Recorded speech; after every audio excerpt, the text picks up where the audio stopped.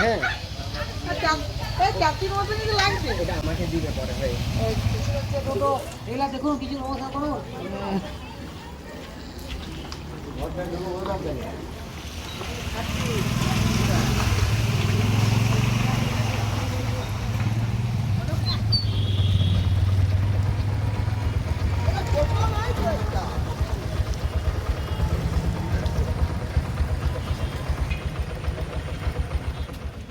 এই যে মৎস্য চাষ করব এই জলে, এই যে ধান লাগাবো। এই রাস্তা না হলে ধান লাগাবো।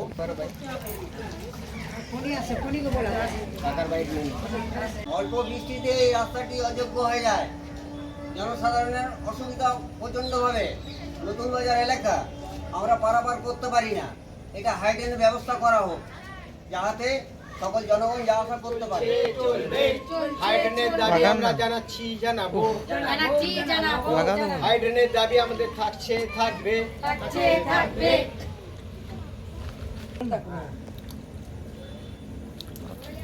চাষের সময় হয় না, ছাড়বে।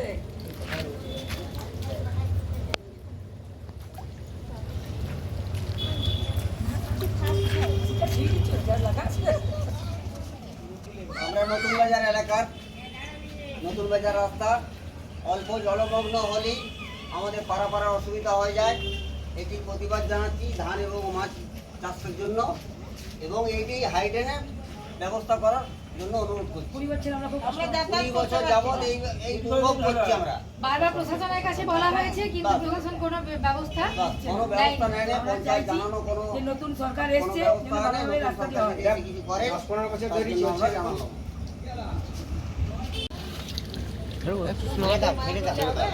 চলছে। জানাবো।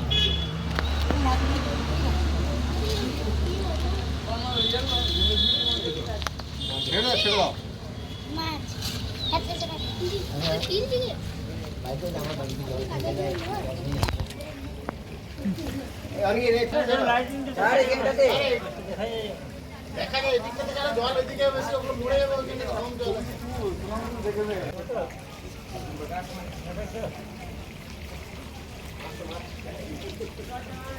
হবে করতে করতে হবে। হাইড্রেনের দাবিতে আন্দোলন জানাচ্ছে, চলবে। আমাদের দাবি মানতে হবে। মানতে হবে। বিগত 15 বছর ধরে এই অবস্থা, জল হলেই জমে যায়, পারাপার করতে অসুবিধা খুবই, এমনকি বাড়িতেও জল ঢুকে যায়। হ্যাঁ, আমরা অনেক করেছিলাম, পঞ্চায়েতে জানিয়ে কোনো সমস্যার সমাধান কিছু হয়নি। তাই আজকে আমরা ধান চাষ আর এই মাছ চাষে আমরা প্রতিবাদ জানাচ্ছি। যেন এই নতুন সরকারের কাছে আবেদন, যাতে এটা খুব শীঘ্রই এটা ব্যবস্থাটা যেন করে, হাইড্রেনের ব্যবস্থা, এবং যেন জল নিকাশের ব্যবস্থা যেন ভালোভাবে পার হয় আর কি। শুধু এই নতুন বাজার তো নয়, গোটা বেড়েতোড়ে এরকম জলমগ্ন অবস্থা। এমনকি আমাদের এই স্টেশনটা এরকম জলের অবস্থা এরকম, যাত্রীরা পারাপার করতে খুবই অসুবিধা, ট্রেন ধরতে ওদের খুবই অসুবিধা ভোগ করতে হয়। হ্যাঁ, আমরা বলে সুরা কিছু পাই নাই, আমরা প্রতিবাদ জানাচ্ছি আর আবেদন জানাচ্ছি নতুন সরকারকে, যাতে এগুলো তাড়াতাড়ি সমস্যার সমাধান করে। মানে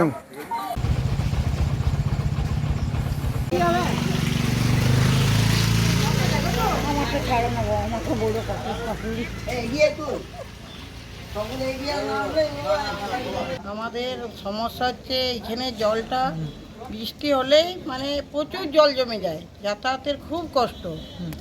হ্যাঁ, আর আমাদের নতুন বাজার, ওই জন্যে আমরা করলাম ধান চাষ, মাছের ফেললাম। হ্যাঁ, আমাদের খুবই কষ্ট যাতায়াতের, প্রত্যেকবারই কাপড় ছাড়তে হয়, ড্রেনে বাড়িতে জলে ভর্তি হয়ে যায়, ড্রেনের জল ঢুকে যায়। হ্যাঁ, আমরা মানে কি করব, ওই অবস্থাতেই থাকতে হয় আমাদেরকে। অল্প বৃষ্টি হলেই জল জমে যায়, পারাপারের অসুবিধা হয়, বাড়িতে ড্রেনের জল, রাস্তার জল ঢুকে যায়। হ্যাঁ, কিছু করার নাই। প্রতিবাদ জানিয়েছি তৃণমূল সরকারের আমলে, অনেক পঞ্চায়েত দরখাস্ত দিচ্ছি, কোনো ফলাফল পাইনি, আজও পর্যন্ত হয়নি। নতুন সরকার এসছে, যদি কিছু করে দেন ভালো। ধান রোপণ করলাম এবং মাছ চাষ করে দেখিয়ে দিলাম, যাতে দৃষ্টি আকর্ষণ করলাম, যাতে নতুন সরকার এসে কিছু করার ব্যবস্থা নেই এবং ড্রেনটি হাইড্রেন করার ব্যবস্থা যেন হয়।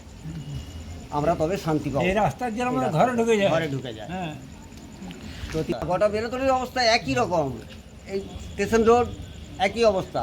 হঠাৎ করে ট্রেন ধরতে গেলেও তাকে জল অবস্থায় হলে ট্রেন ফেল করতে পারে, জলের জন্য যেতেও পারে না, তাড়াতাড়ি যাওয়ার অবস্থা তার থাকে না, এবং পায়ে হেঁটে যেতেই পারবে না সে। এবং টোটো ছাড়া। বিভিন্ন পাড়াও বিভিন্ন পাড়াতেও আছে এই অবস্থা, কিছু কিছু জায়গায় ঘরে জল ঢুকে যায়।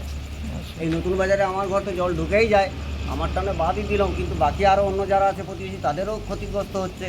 সামনে ফণীভূষণ ঘর, তার ফণীভূষণ লাগের ঘর, তার ঘরেও জল ঢুকে যায়। কি চাইছেন আপনারা? আমরা চাইছি যাতে করে নতুন করে ড্রেন হয়, হাই ড্রেন, এবং রাস্তাটি উন্নয়ন হয়। জল যেমন